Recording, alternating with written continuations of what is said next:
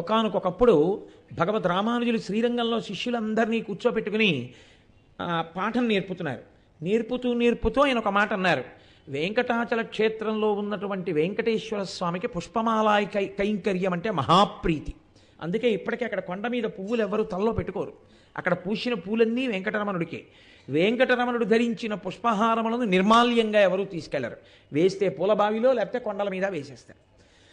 కాబట్టి అటువంటి వెంకటరమణుడికి పుష్పకైంకర్యం చేయడానికి ఎవరు లేరు. ఎందుకంటే విపరీతమైన చలిగాలి ఆ రోజుల్లో కొండ మీద, ఎవరు వెళ్ళేవారు కాదు. అక్కడే కొండ మీద నివాసం ఉండి పుష్పవాటిక పెంచి ప్రతిరోజు పూలు కోసి పూలు కట్టి దండలు కట్టి పట్టికెళ్ళి వెంకటరమణుణ్ణి అర్చించడానికి సిద్ధపడినవాడు మీలో ఎవరైనా ఉన్నాడా అని అడిగారు తన శిష్యుల్ని. అందులో ఒక ఆయన లేచి అన్నారు, గురువుగారి మాట నిలబెట్టడం, గురువుగారి సేవ చెయ్యడం కన్నా నాకు ఇంకో ధర్మం లేదు. నాకు వెంకటరమణుడి సేవ కాదు నాకు కావలసి వచ్చింది. నాకు కావలసింది గురువుగారి కోరిక తీర్చడం.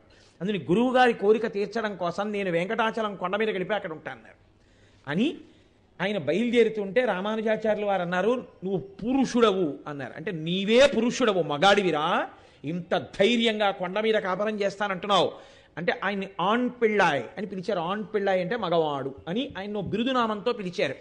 అటువంటి వాడు ఆయన మహానుభావుడు. ఆనాడు అనంతార్యుల వారు అనబడేటటువంటి పేరైంది. ఆ అనంతార్యుల వారు కొండ మీదకి వెళ్ళి తన భార్యతో కలిసి అక్కడ నివాసాన్ని ఏర్పాటు చేసుకున్నారు. ఆమె నిండు గర్భిణి. ఆయన పుష్పవాటికా నిర్మాణం అంటే అంత తేలిక కాదుగా. గుణపం పారా పట్టుకుని అదంతా తవ్వాలి, తవ్వి పెద్ద పుష్పవాటిక పెంచాలి, అందులో పువ్వులు కొయ్యాలి, రోజు వెంకటరమణుడికి పట్టుకెళ్ళాలి.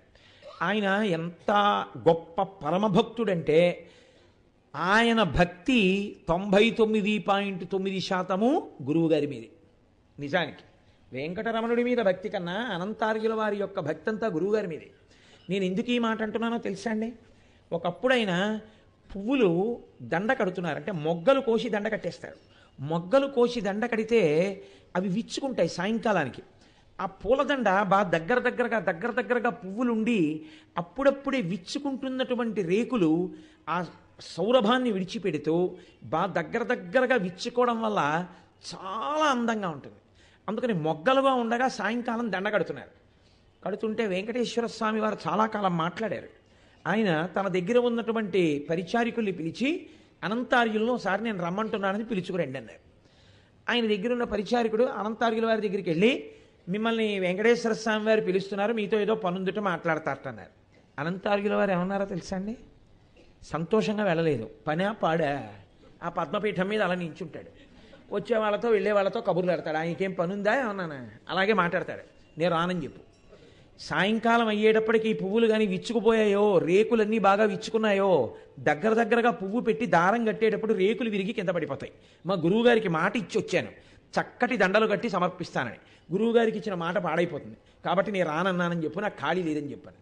ఈయన వెళ్ళి అదే చెప్పారు వెంకటేశ్వర స్వామి వారికి. ఆయన రారటండి, ఆయనకు పనుందిట, మీకు దండలు కట్టాలట, అందుకని రారట మీతో మాట్లాడడానికి అన్నారు. వెంకటరమణుడు విస్తుపోయాడు. ఈయన సాయంకాలం అయిన తర్వాత ఈ పూలదండలన్నీ పట్టుకుని గుళ్ళోకి వెళ్ళారు. గుళ్ళోకి వెళ్ళి ఆ దండలు వేయబోతున్నారు ఆయనకి. వెంకటేశ్వర స్వామి వారు అన్నారు, నాకు అక్కర్లేదు ఈ దండలు, నువ్వు నాతో మాట్లాడడానికి రమ్మంటే ఆయనకేం పనా పాడా అలాగే పిలుస్తుంటాడు, నేను రానన్నావుట, దండలు మాత్రం వేళకు పట్టుకొచ్చేస్తావు, నేను వేసుకొని నీ దండలు నాకు అక్కర్లేదు, నువ్వు పూల మొక్కలు పెంచక్కర్లేదు, పువ్వులు కొయ్యక్కర్లేదు, దండలు కట్టక్కర్లేదు, నా దగ్గరికి వచ్చి ఇవ్వను అక్కర్లేదు, నువ్వు కొండ దిగి వెళ్ళిపోన్నాను. ఆయన అన్నారు, నువ్వు పిలిస్తే వచ్చానా, నువ్వు అడిగితే కట్టానా, నేను వచ్చింది గురువుగారికి మాట ఇచ్చానని, నే దండలు అట్టుకొచ్చి ఇచ్చేది గురువుగారికి మాట ఇచ్చాను కాబట్టి. ఆయన నన్ను పొమ్మన్నానికి నువ్వెవరు? నాలాగే నువ్వు ఈ కొండ మీదకి వచ్చావు.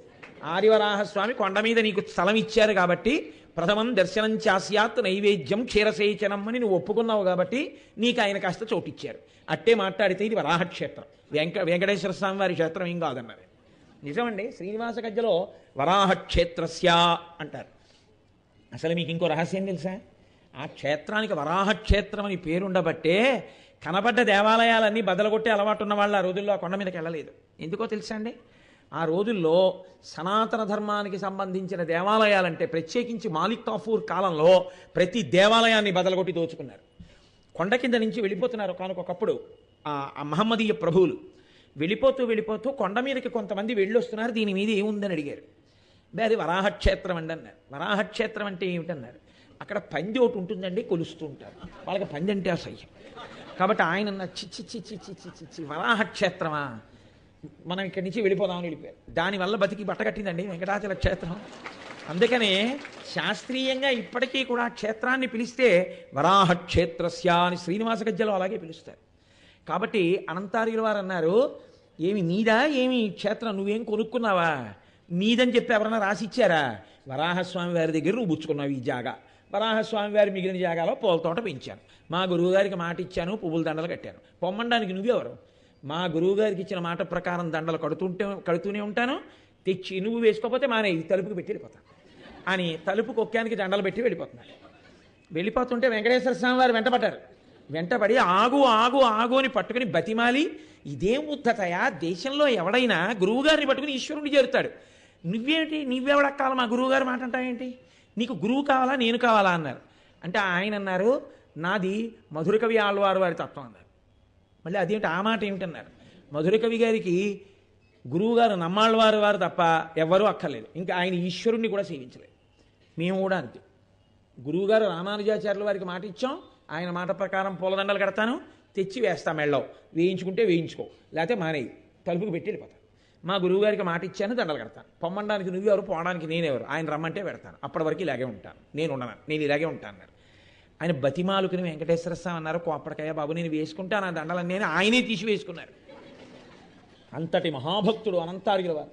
ఆయనతో మాట్లాడాడు. త్యాగరాజస్వామి వారిని అనుగ్రహించినట్టు, ముత్తుస్వామి దీక్షితర్ని అనుగ్రహించినట్టు, చిన్నస్వామి దీక్షితర్ని అనుగ్రహించినట్టు, పురంధరదాసు గారిని అనుగ్రహించినట్టు అనంతార్యుల వారిని ఎన్ని పర్యాయాలు అనుగ్రహించాడు ఆయన. ఆయన చాలా చిత్రమైన వ్యక్తి. ఆయన స్నానానికి వెడితే పుష్కరిణి దగ్గర ఒకసారి చీమల పుట్ట కనపడింది.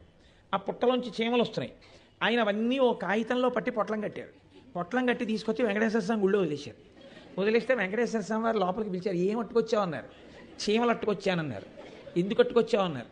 అక్కడ ఉన్నాయవి అందుకని తెచ్చి గుళ్ళో వదిలేశానన్నారు. అవి చీమల గుళ్ళో వదిలేయడం ఎందుకన్నారు? అంటే ఈ క్షేత్రంలో ఉన్న వాళ్ళందరూ మీ పాదాల దగ్గర తరించాలనే వస్తూ ఉంటారు. వాళ్ళు అక్కడెక్కడో ఉన్నారు, వాళ్ళని చంపే అధికారం నాకెక్కడుంది, అక్కడ తిరగడం ఎందుకు, అదేదో గుళ్ళో తిరగడం తీసుకొచ్చి వదిలేశాను, నేను తప్ప అన్నారు. అయ్యి బాబోయ్ తప్పెక్కడలే, నువ్వు చేసింది ఒప్పే అన్నారు. ఇంకా చిత్రం ఏమిటో తెలుసా అండి, ఆయన ఓ రోజున పుష్పాలు పోసి దండ కడదామని ఆ పుష్పవాటికలో తిరుగుతున్నారు. ఓ నాగుపాము వచ్చి కరిచేసింది. కరిచేస్తే అందరికీ తెలిసింది అనంతార్యుల వారిని పాము కరిచేసింది.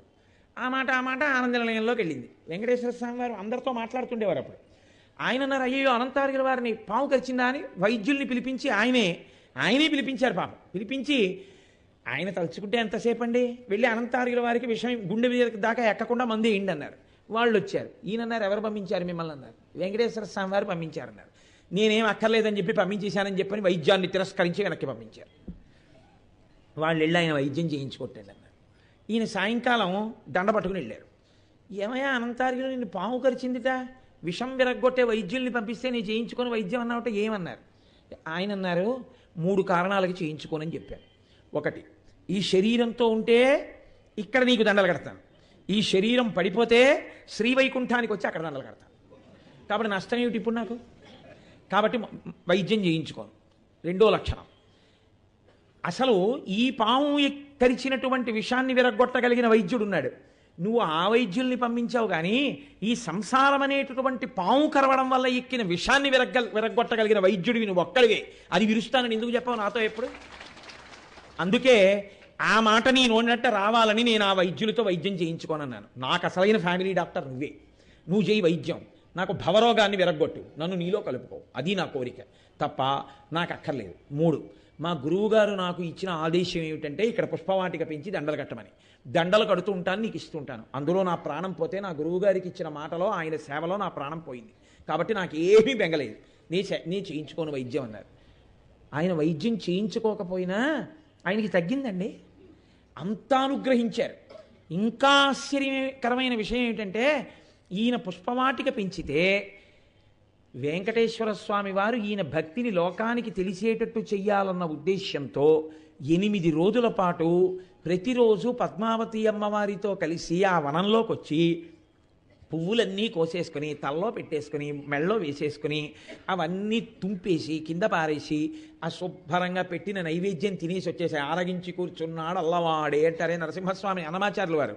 అలా శుభ్రంగా తాంబూలం వేసేసుకుని ఆ తాంబూలం అంతా ఎక్కడ పడితే అక్కడ ఉమ్మేసి వెళ్ళిపోతుండేవారు.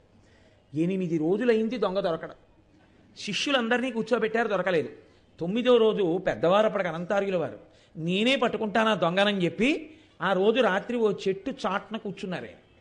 వెంకటేశ్వర స్వామి వారు అసలు ఏం చేస్తాడో చూద్దామని తను రాజకుమారుడి వేషం, పద్మావతి అమ్మవారికి ఓ రాజకుమార్తె వేషం వేసి ఇద్దరూ కలిసి ఆ తోటలోకి వచ్చారు.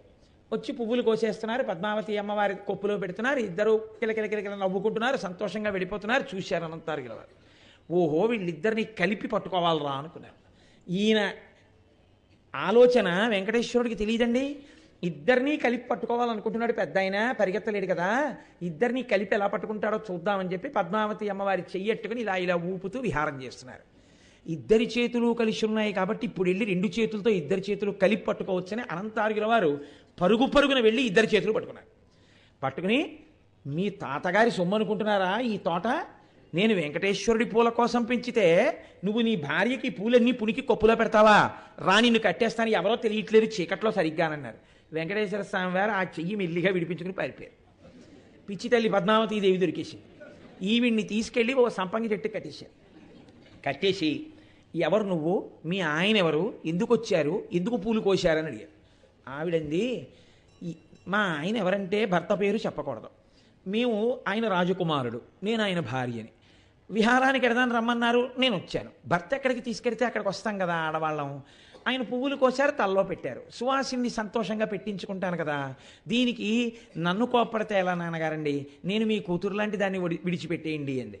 అన్నా, ఇన్ని మాటలు నేర్చావు, పైగా నాన్నగారండి అంటున్నావా, నీ కూతుర్ని అంటున్నావా, ఒక్కనాటికి విడిచిపెట్టను, తెల్లవారితే కానీ నీ ముఖం స్పష్టంగా కనబడదు. ఇప్పుడు కట్టెళ్ళి నేను దీపం పట్టుకొచ్చే లోపల మీ ఆయన జారిపోయి నువ్వు జారిపోతావేమో, నిన్ను కట్టేసి ఇక్కడ కూర్చుంటే ఎవరి కోసం రాడు, పెళ్ళం కోసం ఆయనే వస్తాడని సంపగేట్టుగా అమ్మవారిని ఉత్తరీయంతో కట్టేసి ఆవిడ కాళ్ళ దగ్గర కూర్చున్నారు. అక్కడ తెల్లవారిపోయింది, సుప్రభాతం వేళ అయింది, తలుపులు తీశారు. కౌసల్యా సుప్రజా రామ పూర్వా సంధ్యా ప్రవర్తతే. సన్నిధిగోలు వెళ్ళాడు, ఇలా చూశాడు, లక్ష్మీదేవి లేదు. హడిలిపోయి అక్కడ ఉన్నటువంటి ఆ అర్చకులు ఏమైనా పట్టుకుపోయారేమో అని గద్దించారు. వెంకటేశ్వర స్వామి వారు అప్పుడు చెప్పారు, లక్ష్మీదేవిని కట్టేశాడు అక్కడ అనంతార్యుల వారు, నచ్చ చెప్పి తీసుకురండి అన్నారు. అంటే అప్పుడు వెళ్ళి, అయ్యో నువ్వు కట్టేసింది ఎవరినో తెలుసా, లక్ష్మీదేవిని కట్టేశావా పద్మావతి అమ్మవారిని అంటే, అప్పుడు ఆవిడ కాళ్ళ మీద పడి ఆవిడ వెంటనే చిన్నపిల్ల కింద మారిపోయారు. మారిపోయి, నువ్వు తండ్రి అని నిన్ను పిలిచాను, పట్టికెళ్ళి మా ఆయనకి ఇచ్చేయమన్నాను, నువ్వు రాత్రల్లా నన్ను కట్టేసి పుట్టింట్లో అట్టె పెట్టుకున్నట్టు అట్టె పెట్టుకున్నావు, కాబట్టి ఇప్పుడు కూతుర్ని పట్టుకెళ్ళి కన్యాదానం చేసినట్టు నన్ను ఎత్తుకుని తీసుకెళ్ళి నా స్వామికి ఇచ్చేయండి అంటే, ఆయన పద్మావతి అమ్మవారిని చంటిపిల్ల రూపంలో ఎత్తుకుని పట్టుకెళ్ళి వెంకటేశ్వర స్వామి వారికి ఇచ్చారు. ఇస్తే వెంకటేశ్వర స్వామి వారు, పిల్లనిచ్చావు కాబట్టి ఇవాళ నుంచి అనంతార్య నిన్ను మామగారు మామగారు అని పిలుస్తానన్నారు. వెంకటేశ్వర స్వామి వారికి మామగారు అయ్యారండి ఆయన. అయి ప్రతి సంవత్సరం మామగారికి ఒక సంప్రదాయం ఉండాలి. ఏమిటదంటే, ఏదో ఒక వంక పెట్టి, అల్లుడు కట్టుకున్నాడా కట్టుకోలేదా పక్కన పెట్టండి, కట్టుకుంటే మంచిది, అసలు అంచున్న పంచోటిస్తుండాలి, పంచల చాపు. ఎందుకంటే అంచున్నటువంటి పంచ గోచిపోసి కట్టుకుంటే ఆయుర్దాయం పెరుగుతుంది అని. ఆ కుట్టించిన ప్యాంటు చొక్క ఆయుర్దాయ కారకాలు కావు, అందుకే పంచల చాపే పెడతారు. గోచి పోసి పంచ కట్టుకోవాలి కూడా. ఏదైనా వైదిక కార్యం జరిగితే గోచి పోసి పంచ కట్టుకుని ఎడంబుధం మీద ఉత్తరీయం ఎవరు వేసుకుంటాడో వాడు 10 కాలాలు ఆయుర్దాయంతో ఉండి భార్యాసహితుడై అనేకమైన దైవ కార్యాలు చేస్తాడు అని వేదంలో పటలపందని చెప్తోంది. కాబట్టి మరి అల్లుడికి పంచలచా పెట్టాలి కదా. ఏ రోజున పట్టుకెళ్ళి పద్మావతి అమ్మవారిని వెంకటరమణుడికి ఇచ్చారో ప్రతి సంవత్సరం అదే రోజున పంచల చాప ఒకటి పట్టుకెళ్ళి అనంతార్యుల వారు వెంకటరమణుడికి సమర్పణం చేస్తుండేవారు. ఆ రకంగా ఆయన మామగారు అయ్యారు. ఇంకా చిత్రం ఏమిటంటే, ఆయన కొండ మీదకి వచ్చినటువంటి తొలి రోజులలో పుష్పవాటిని పెంచడం కోసం అని చెప్పి ఆ మట్టి అంతా తవ్వుతున్నారు. తవ్వుతుంటే చూశారు వెంకటేశ్వర స్వామి వారు, అయ్యో పాపం ఈయన భార్య నిండు గర్భిణి, తెట్ట మొయిలైపోతోంది, ఈయనేమో ఆ మట్టి తవ్వుతున్నాడు అని ఆయనే ఓ పిల్లాడి రూపంలో వచ్చి, తాత తాత నేను మొయ్యనా ఈ మట్టి అన్నారు. నువ్వేమీ మొయ్యక్కర్లేదు, అవతల బాగున్నారు అంటే, పాపం ఆవిడ వస్తోంది, మట్టి తట్ట తీసుకెడుతోంది. ఆయన అన్నారు, అతను ఎలాగో ఒప్పుకోలేదని ఆవిడ దగ్గరికి వెళ్ళి, అమ్మ నేను ఈ మట్టి తట్ట పట్టుకెడతాను తల్లి అన్నారు. సరే పట్టుకెళ్ళమంది ఆవిడ. ఆ మట్టి తట్ట తీసుకెడుతున్నారు, మట్టి పోసేస్తున్నారు, మళ్ళీ ఖాళీ తట్ట తీసుకొస్తున్నారు, వెంకటేశ్వర స్వామి వారి దగ్గర పెడుతున్నారు. వెంకటేశ్వర స్వామి వారి తట్టిన ఆ అనంతార్యుల వారు తవ్వినటువంటి మట్టి తట్ట మళ్ళీ పట్టుకెడుతున్నారు, మళ్ళీ ఖాళీ బుట్ట పట్టుకొస్తున్నారు. పిల్లవాడు తీసుకురావడంలో చాలా తొందరగా మట్టి తట్ట పట్టుకెళ్ళి ఖాళీ తట్ట తీసుకొచ్చి అక్కడ పెట్టేస్తున్నారు.